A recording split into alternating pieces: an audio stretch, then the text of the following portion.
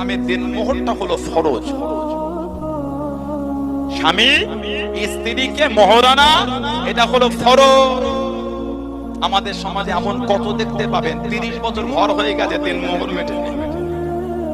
মাঝে মধ্যে গ্রামগঞ্জে দেখা যায় ওই সাদা কাপড় পরে যখন খাটিয়ায় শুয়ে থাকে, মাঝে মধ্যে দেখা যায় তখন ওই ইমাম হাফেজ বলে দেয় মাইয়েতে ছেলেকে তোর আম্মাকে বল তোর আব্বাকে যেন দিন মোহরটা মাফ করে দেয়।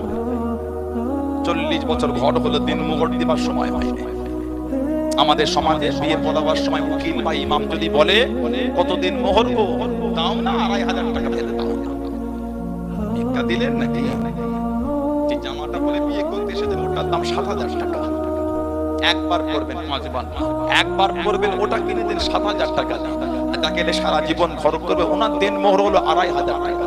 দেখেছেন খালি কত মজাক হচ্ছে। তো আবার বাকি নগদে না। আমাদের সমাজে শরীয়তের এই বিধানগুলি মজাক হয়ে গেছে।